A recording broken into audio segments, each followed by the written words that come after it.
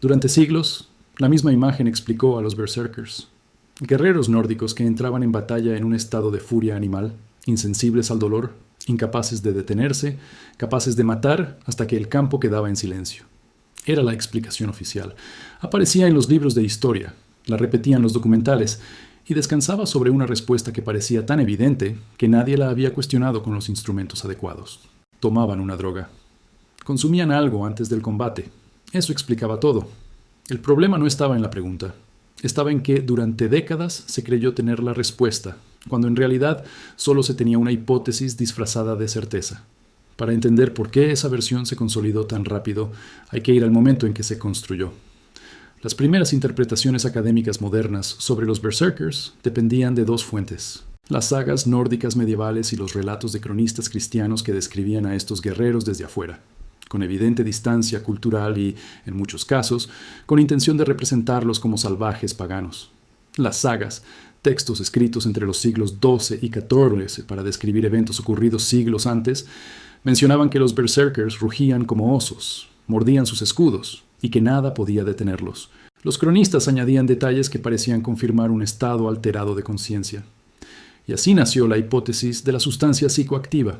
Si estos hombres se comportaban de esa manera, algo exterior tenía que haberlos llevado ahí. La respuesta más popular fue la Amanita muscaria, el hongo de sombrero rojo que aparece en prácticamente todos los documentales sobre el tema. Después vinieron otras propuestas. El beleño negro, una planta con alcaloides que produce delirio y agitación. El alcohol en cantidades extremas, incluso preparaciones de raíces con efectos similares a los estimulantes. Cada hipótesis tenía sus defensores. Cada una encontraba algo en los textos que parecía apoyarla. Pero el problema no era cuál hipótesis era la correcta. El problema era que ninguna de ellas tenía evidencia directa.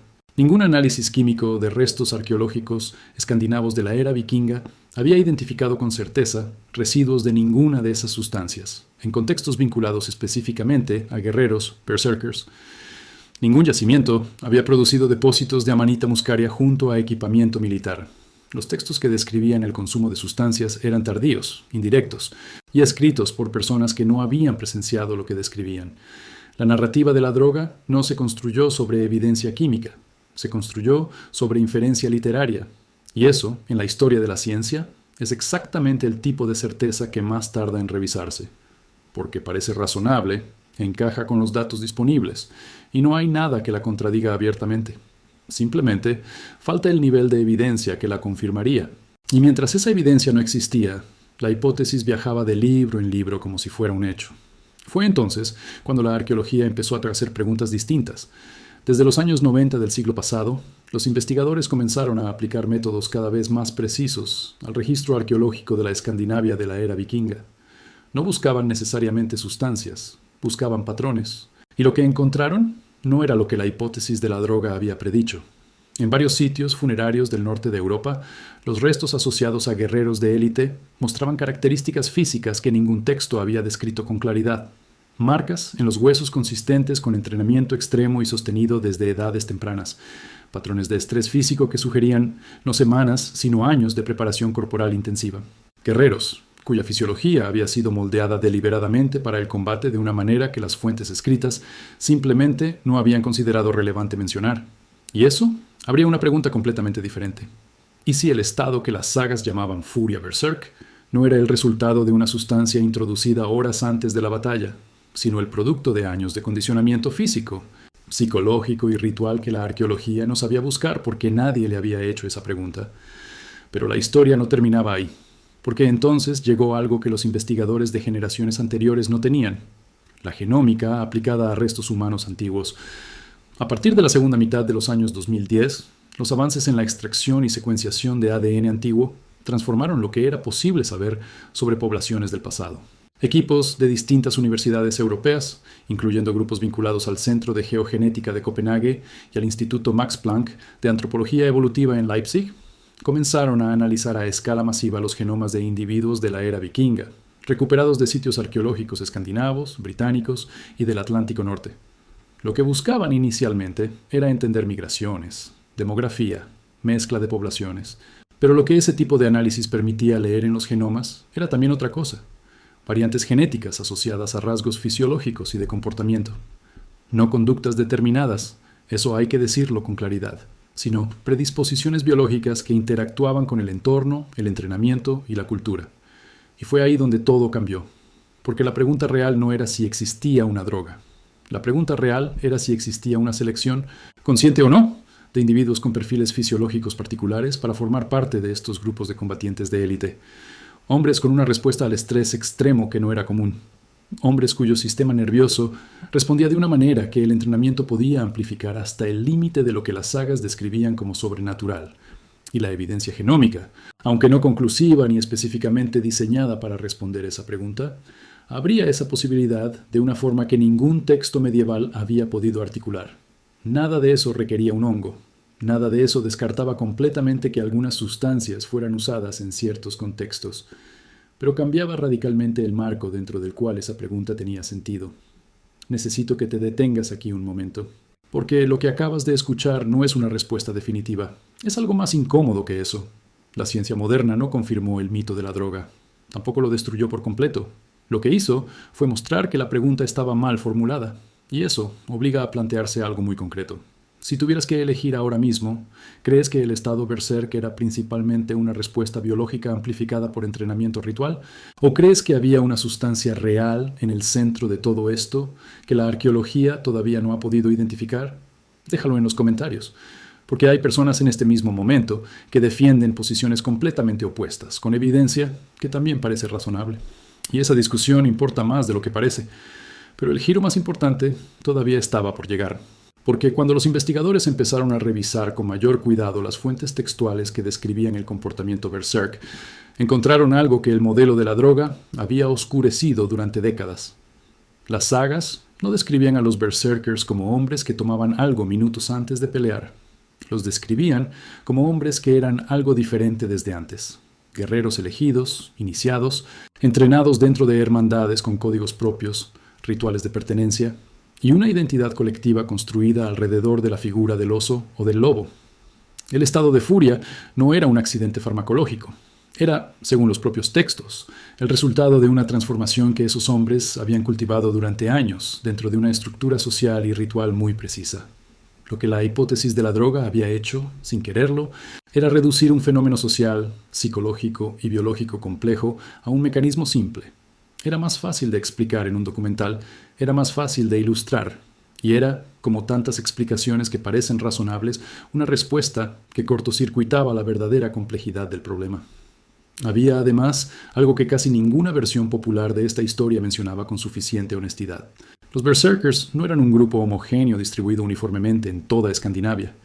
Las fuentes arqueológicas y textuales sugieren que existían distintas tradiciones dentro de lo que hoy llamamos con un solo nombre. Algunos textos los asocian con la guardia personal de reyes y jarls, élites militares con acceso a recursos y entrenamiento especializado. Otros los ubican como figuras marginales, fuera de la estructura social ordinaria, que vivían y combatían en grupos propios. La distinción importa porque significa que lo que hoy llamamos berserk probablemente no era una sola cosa. Era un conjunto de prácticas y creencias que variaban según el contexto, el tiempo, la región y el tipo de guerra que se estaba librando. Y esa variación interna había sido borrada por el mito, que necesitaba una explicación única para una realidad que era mucho más heterogénea de lo que cualquier versión simple podía contener. El modelo que se repitió durante generaciones presentaba el comportamiento berserk como el efecto de una sustancia exógena sobre un sistema nervioso normal.